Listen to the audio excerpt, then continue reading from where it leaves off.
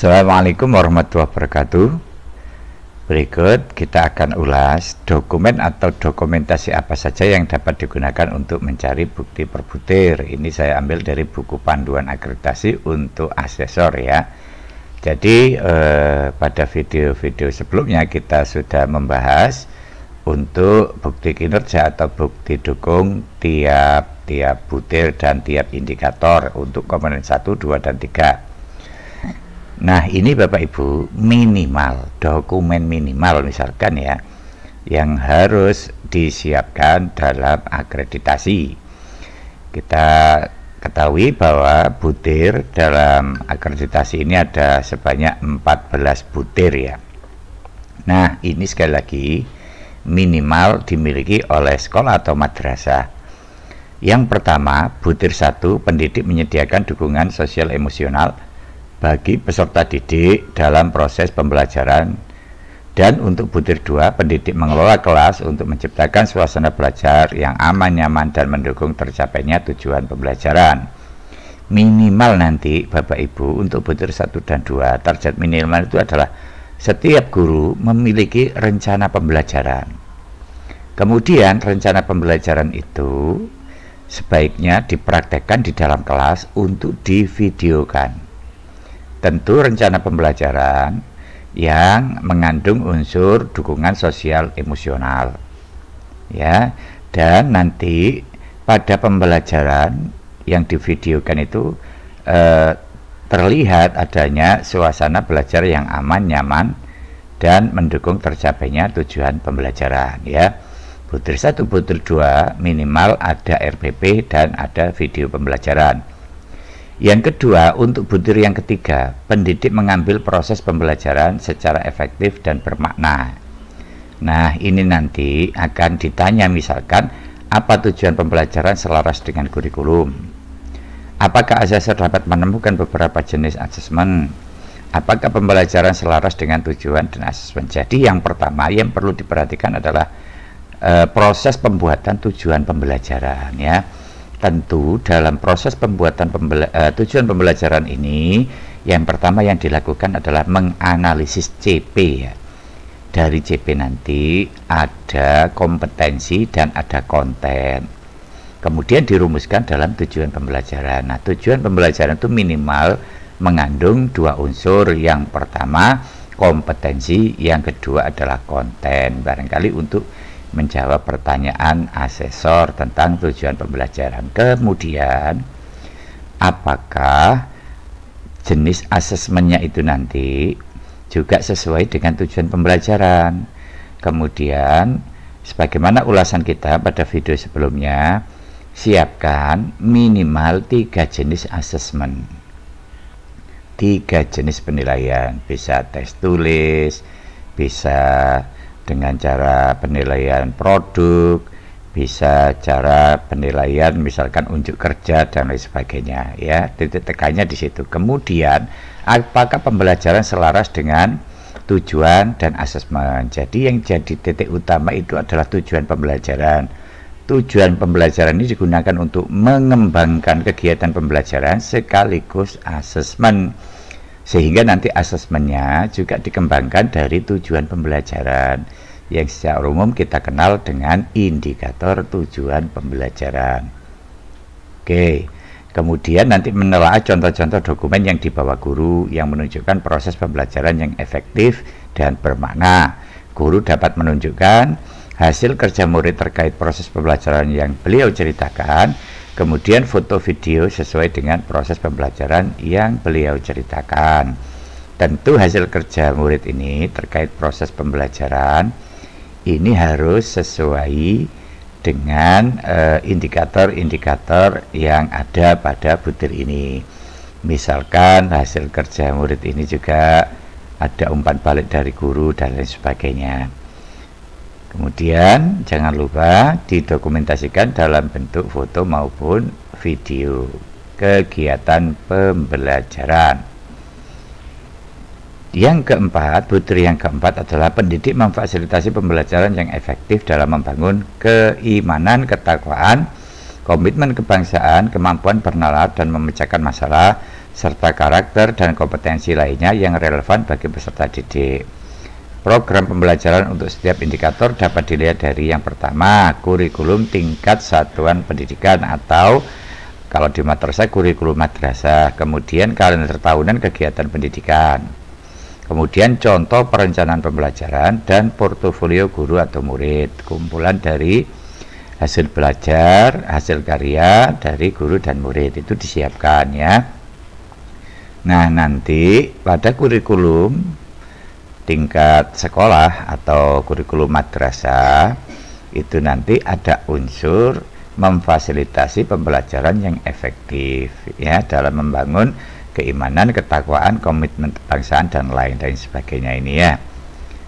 Oke, kemudian jangan lupa adalah untuk contoh perencanaan pembelajaran. Contoh ya, pilih RPP yang terbaik ya. RPP yang Bapak Ibu anggap itu yang terbaik, di mana dalam perencanaan itu sekali lagi ada unsur yang ada di butir 4 ini ya, membangun keimanan, ketakwaan, komitmen kebangsaan, kemampuan bernalar dan memecahkan masalah. Misalkan pada contoh pembelajaran itu dengan menggunakan metode problem based learning misalkan ya, kemudian ada diskusi dan lain sebagainya. Kemudian jangan lupa hasil-hasil belajar, hasil-hasil penugasan itu didokumentasikan oleh guru menjadi sebuah portofolio ya. Kemudian butir yang kelima, kepala satuan pendidikan menerapkan budaya refleksi untuk perbaikan pembelajaran yang berpusat pada peserta didik serta evaluasi kinerja untuk rencana pengembangan profesional bagi pendidik dan tenaga kependidikan. Ini nanti asesor akan melihat dapat, tampak, dan tidak terbatas pada dokumen berikut. Nah, ini dokumen yang minimal ya, itu ada di RKT, kemudian kalender kegiatan tahunan. Jadi pada RKT nanti ya, itu ada proses misalkan untuk pengembangan diri atau kegiatan yang bersifat pengembangan keprofesionalan guru misalkan ya. Kemudian sekolah juga dapat menunjukkan namun tidak terbatas pada dokumen berikut, dokumen evaluasi kinerja guru dan tenaga kependidikan, misalkan data-data tentang hasil penilaian kinerja guru atau hasil supervisi pembelajaran guru, ini disiapkan ya. Jadi ini adalah target minimal yang harus disiapkan oleh teman-teman madrasah atau sekolah dalam akreditasi nanti.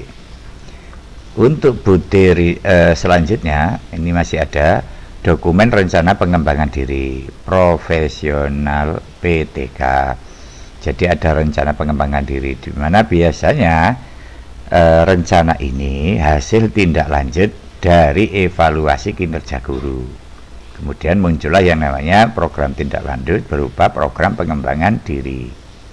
Kemudian catatan refleksi pendidik dan tenaga kependidikan. Catatan refleksi ini sudah kita jelaskan pada komponen 1, 2, 3 yang pada video sebelumnya ya. Jadi refleksi ini semata-mata kalau guru adalah untuk memperbaiki proses pembelajaran. Kemudian pada butir ke-6, kepala satuan pendidikan menghadirkan layanan belajar yang partisipatif dan kolaboratif untuk tercapainya visi dan misi.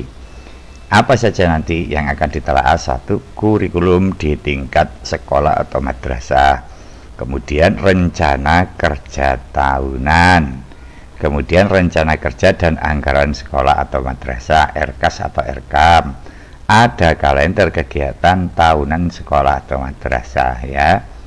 Ini nanti untuk melihat pertama visi misinya, kemudian program-program yang ada di RKT itu ya, apakah di situ ada unsur menghadirkan layanan belajar yang partisipatif dan kolaboratif. Lanjut ke butir ke-7, kepala satuan pendidikan memastikan pengelolaan anggaran dilakukan sesuai perencanaan berdasarkan refleksi yang berbasis data secara transparan dan akuntabel. Program pembelajaran untuk setiap indikator, ya, kurikulum tingkat satuan sekolah, ya, atau tingkat satuan pendidikan, kemudian kalender tahunan, contoh RPP, kemudian portofolio pendidik dan murid yang berhubungan dengan pengelolaan anggaran, ya, yang dilakukan secara transparan berdasarkan refleksi yang berbasis data. Misalkan berbasis data itu adalah untuk memunculkan kegiatan-kegiatan pada RKT menggunakan analisa refleksi dari raport pendidikan, ya. Oke, kemudian untuk butir yang ke-8, Kepala Satuan Pendidikan memimpin pengelolaan sarana dan prasarana sesuai dengan kebutuhan pembelajaran yang berpusat pada peserta didik. Ini nanti dapat dilihat pada rencana kerja anggaran sekolah atau RKAS atau RKAM kalau madrasah, dan ada di RKT. Di antaranya, ya, bisa kita lihat pada video kita sebelumnya. Pada RKT itu nanti munculkan kegiatan yang berhubungan dengan pengelolaan sarana prasarana termasuk pengadaan dan pemeliharaan. Kemudian di RKT ini nanti kegiatannya masukkan ke RKAM atau RKAS untuk dianggarkan. Oke, sekali lagi, masukkan kegiatan pengelolaan sarana prasarana, baik itu pembelian maupun pemeliharaan, ya, terutama pemeliharaan, masukkan ke RKT, kemudian masukkan ke RKAS untuk dianggarkan. Itu harus ditampakkan, ya. Selanjutnya, untuk butir ke-9, Kepala Satuan Pendidikan mengembangkan kurikulum di tingkat satuan pendidikan yang selaras dengan kurikulum nasional. Nanti yang harus disiapkan adalah RKT, ya. Kemudian RKAS, jadwal pemeliharaan sarpras. Kemudian di sini perjanjian kerjasama dengan pihak lain terkait pemenuhan sarpras, ya. Jadi ini kelihatannya ada salah tempat, ya. Ini buku panduan, ya. Mestinya jadwal pemeliharaan sarpras, perjanjian kerjasama dengan pihak lain terkait dengan pemenuhan sarpras ini mestinya masuk pada butir ke-8, ya.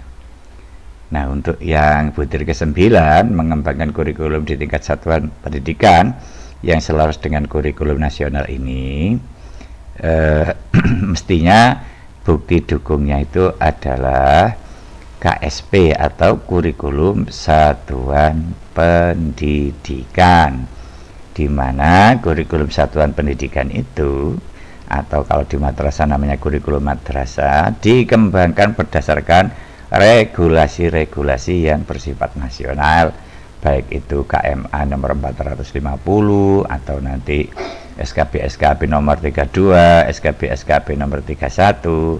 32 itu tentang CP, 31 itu tentang tema dan tujuan pembelajaran pada P5 dan lain sebagainya, ya. Oke, selanjutnya adalah butir ke-10, ya.